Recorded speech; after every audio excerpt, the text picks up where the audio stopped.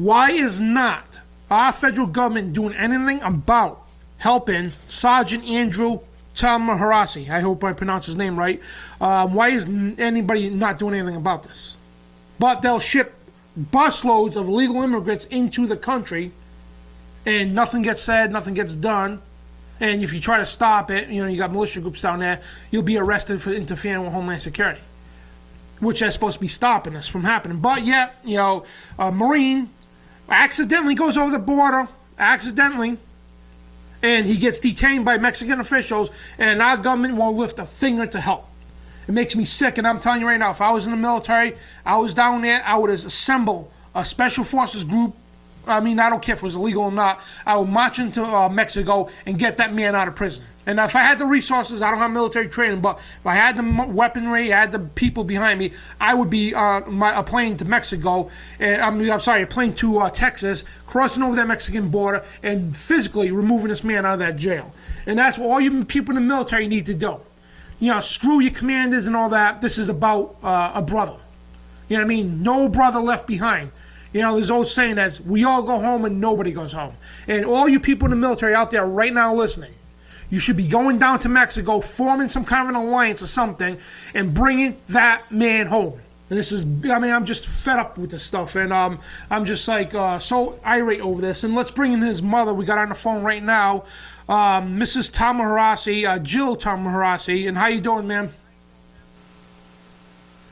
Oh, good evening. Hanging in there. Thanks for asking. Oh, you're welcome. And did I pronounce your last name right? Yes. Well, Tahmooressi. Either way is right. Okay, I apologize about that. I got a tongue twisting last name. No problem. Too. It's Bidondi, so it's when you read it, you're like, how do we even say it? But anyway, Mrs. Tahmooressi has been on all of the media, the Fox News, InfoWars, I believe, just media all over the place to tell the story about her son that our government's not lifting one finger to do anything about. And, Jill, first of all, you want to explain the whole situation to the audience out there? Well, just in a nutshell, Andrew was moving out to San Diego from Florida. He had all of his possessions in his truck because he hadn't secured housing yet. He had just been evaluated in the San Diego Veterans Administration March 12th for his symptoms he was suffering with in 13, and he was positively screened for PTSD. He's a two-tour combat veteran of the Operations Enduring Freedom 210 and 212. And he literally made a wrong turn with all of his possessions in his truck, including three of his only three U.S. legally purchased firearms.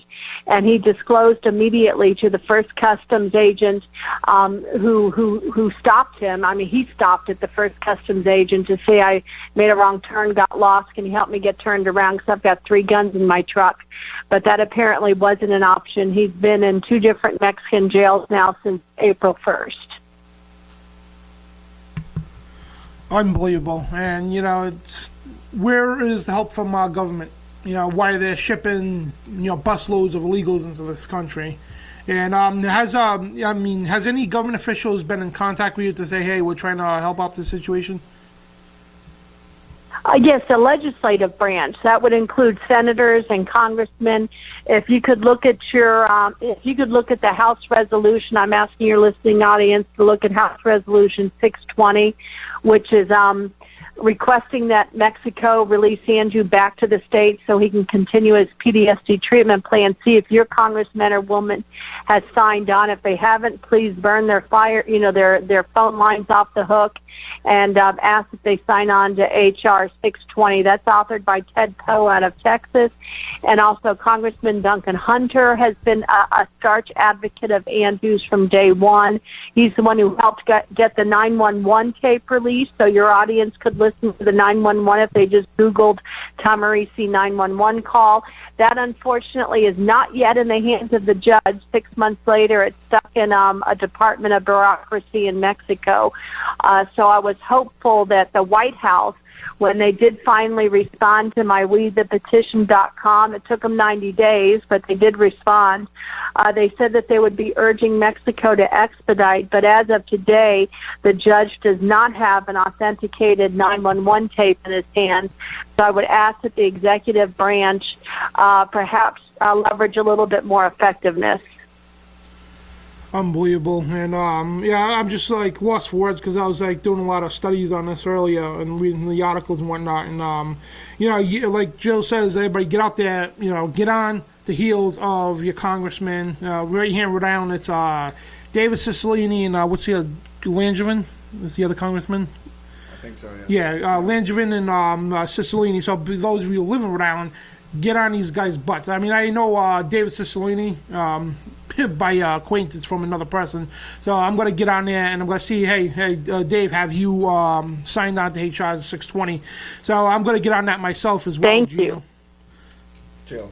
Gina, I'm not Jill. Thank you. I'm sorry, I was reading this thing here. You're welcome. And now, how long has it been now since he was captured? April 1st is when he was first booked, April 1st of this year. April 1st. So he's in his 6th month, going on his 7th. Unbelievable. And this poor guy is going 7 months into a foreign prison, and God knows, I mean, they don't have the same, you know, standards they have over here in America. And again, I just encourage military people, hey, if our government's not doing nothing, man, get your butts down there into Mexico. Form some kind of operation or something. Get this guy out of there. And I'm telling you, Jill, from the bottom of my heart. Well, if I could ask that, could I ask that military personnel not do that?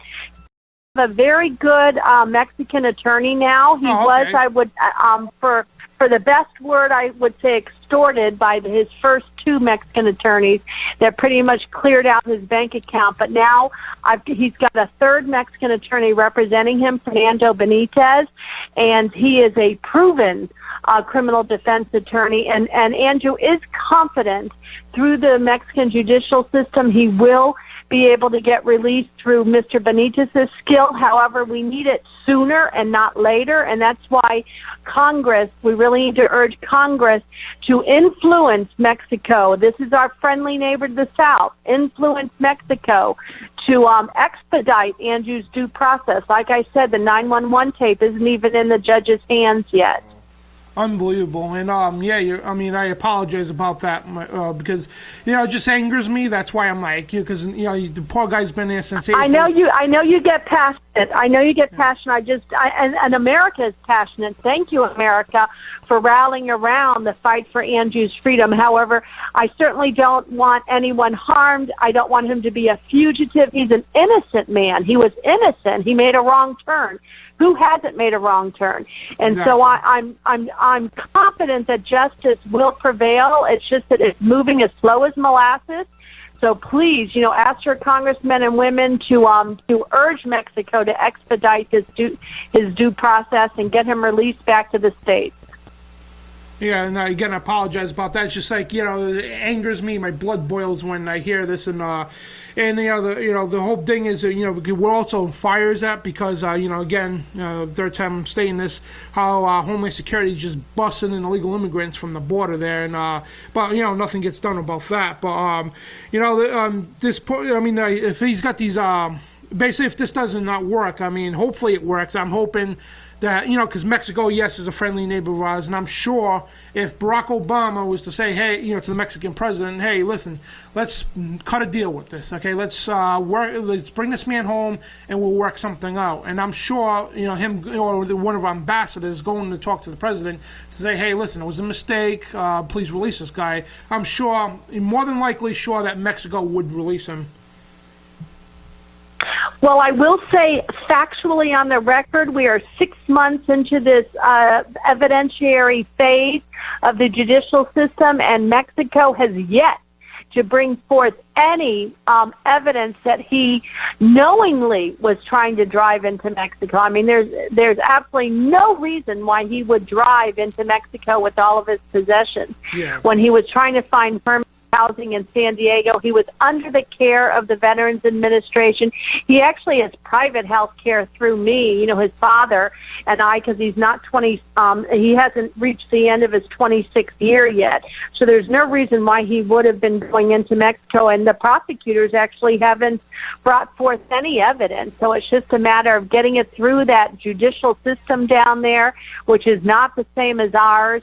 So any influence that our congressmen and women can have with their counterparts in Mexico, because I'm sure they work with each other on a daily, if not monthly basis, even if it's for trade relations, since we've got a lot of economy that's shared between the two countries. Let's get this case moving and get Andrew home. Exactly. And Jill, if you want to hold right there for a second, we're going to go to our top of the hour break.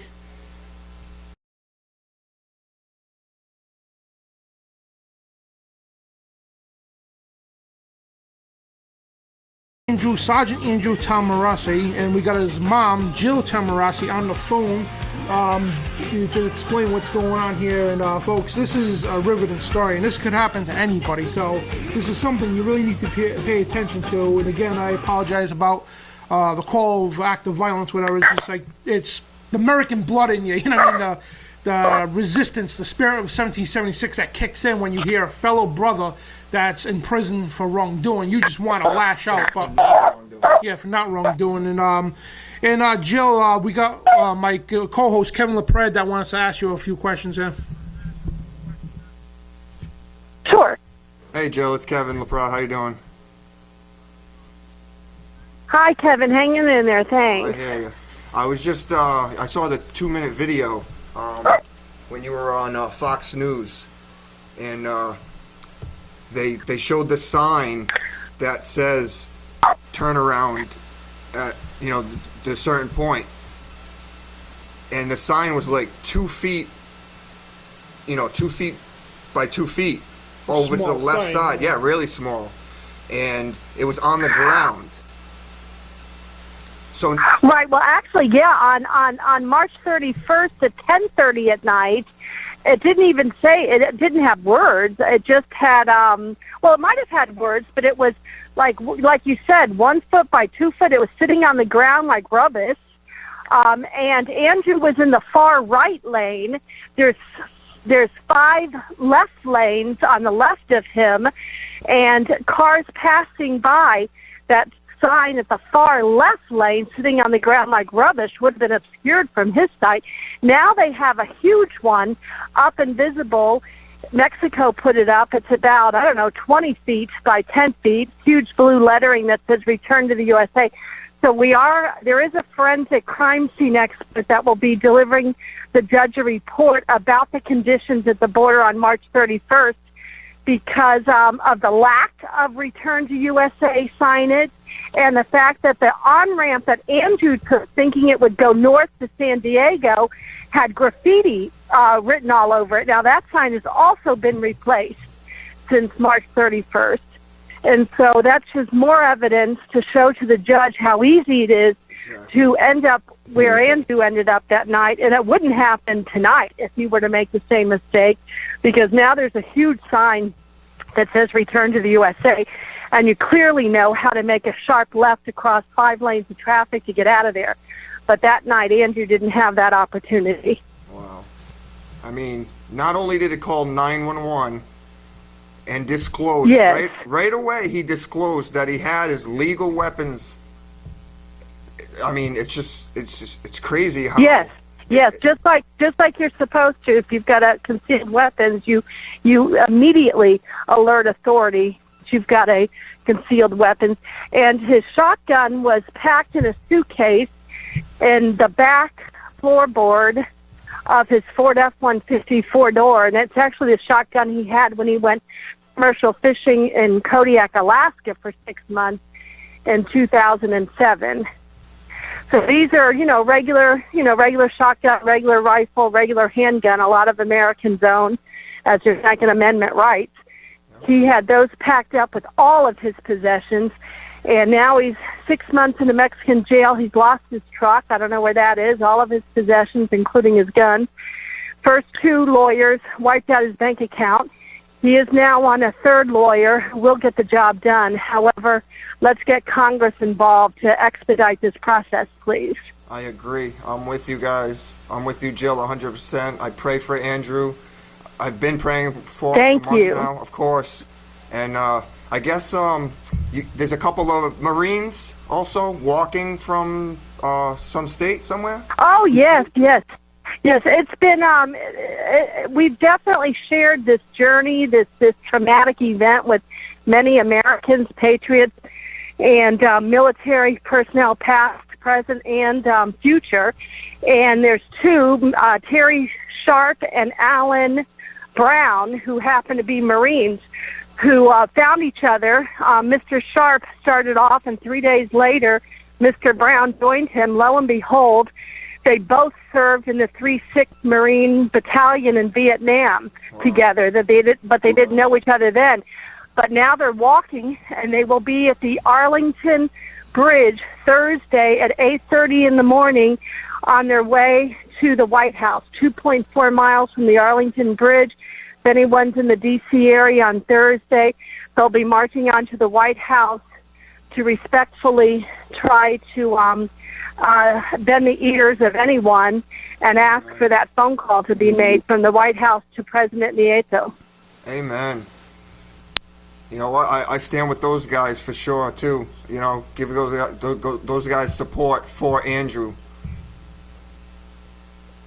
Absolutely, and I hear if you follow the freetahmooressi.com family webpage, there's a link to our Facebook page, and we're giving daily progress on these two Marines as they walk. I mean, these are 64-year-old Marines walking to show homage to Andrew's fight for freedom and see what they can do to try to make a difference. So Andrew's heart is just so appreciative, and but so much of America steps forward in support of Andrew, and the family appreciates that. Now, Jill, do you have a donation page, something set up so people could send donations to help the cause? And I know lawyers are very expensive, and do you have any kind of page set up? Thank you. On that freetahmooressi.com site or freeandrewfund.com is our donation site. And all those proceeds go directly to Andrew to help restore his bank account and pay all the legal fees, somehow figure out how to get his truck back or replace it, get on with his life when he finally gets home. His PTSD has definitely been compromised even further. His experience in La Mesa was that of a prisoner of war. His life was threatened not only by the inmates but the guards. So it's been extremely torturous. So AndrewFreedomFund.com and the freetahmooressi.com family webpage. Yeah, and we here at TruthRadioShow.com, you know, all our prayers go out to you and, you know, Andrew and your whole family. Thank you. And, you know, like, from the bottom of my heart, I mean, like, I wish to God there was something I could do. I mean, like, the only thing I could do right now is to tell people out there to go to this website, donate. And if you're a lawyer, okay, if you're a lawyer or attorney that's good at stuff like this, donate your time. Yeah, because this is for a fellow American, people. He served our country, United States Marine Corps vet. I mean, this guy put his life on the line for us. So you lawyers out there, I think you owe it to this guy to say, hey, you know what? Let me go help out with this case. Donate my time or even money to with the current lawyers and work with them to try to get this man home. And you politicians out there, you really need to reach deep. Reach deep, okay? You know, with your press the congressmen, press the senators, whoever, people in high power to say, hey, you know what? Do what you have to do. Get this man home. Period. You know what I mean? And it just makes me sick that this poor guy, since April, has to be in that prison. I mean, our government should have been on this right away. You know, that guy shouldn't have been there for no more than a week. But his poor mother is on the phone here. I'm sure she's full of tears, and just like she was in all the interviews, man. And, you know, I'm a parent, too, and I can only imagine the pain I would have to go through to be on radio shows one after another, to be on TV shows one after another, to beg and plead people to help her son. You know what I mean? Imagine you people out there that are parents. Imagine if that was your son in that. Well, there's a strong mom behind every Marine. I'm certain of that. I'm not standing alone. That's for sure. Absolutely, and you've got incredible courage, man, and I commend you for that. And you've got incredible courage going out and just being out in the public view to say, hey, this is wrong, help my son. Because most people would just be like, they'll just take the silent approach to it, whatever. But no, you're a strong woman, like you said, and your son should be proud of you. Very proud of what you've done and what you're doing to get him home. And same thing with your husband as well. And you're proud parents and very strong. And you guys are great. And you guys are real heroes here for helping your son here. And you also help not only your son, but again, somebody who's fought for our country. Yes, thank you. And to all those men and women who served for our freedom and are serving now, thank you. Oh, you bet. And I got a lot of family that are veterans, and when I told them that you would be on the show here, they're going to tune in and whatnot.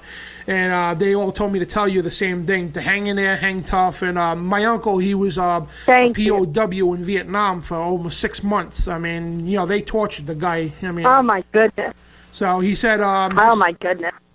From his perspective, he wanted to let you know that, his faith is, just gets stronger. Even though, you're in prison, your faith gets stronger in God, and good things can come out of it, which they do. Your faith in God gets stronger, and your love for your parents or your love for your family gets a lot more stronger, and vice versa for them. So just hang in there, Jill, and we're all behind you. And now, are you having any fundraisers anytime soon to bring some finances into this?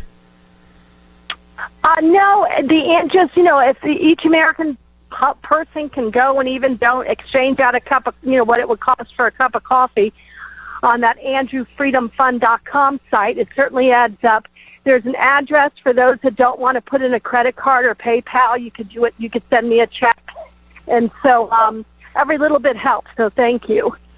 Oh, no problem. And may I encourage people out there, if you do want to get active about this, go to your state houses. Go to Washington, peacefully protest First Amendment peacefully and say, hey, guys, do something about this. Bring this man home. Don't let the media ignore it, because the mainstream media, they like to ignore a lot of good things like this.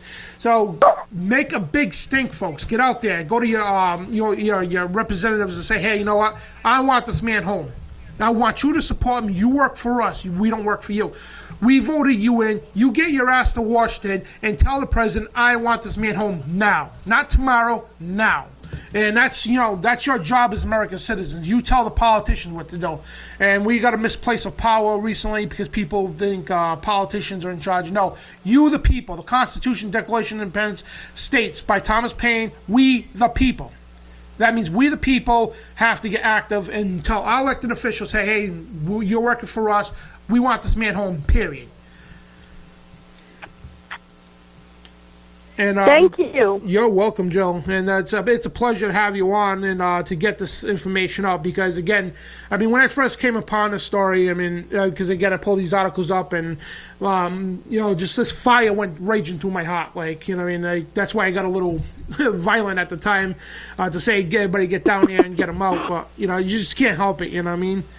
And, we're going to, again, if you want to plug your sites one more time. Oh, sure.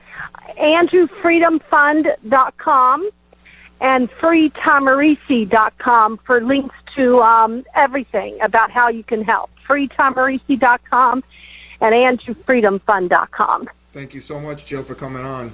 Yeah, it's a pleasure, Jill. And, thank you. God bless you. God bless America. You too, Jill. And anything we could do for you, give us a ring. Thank you. Yep. God bless you.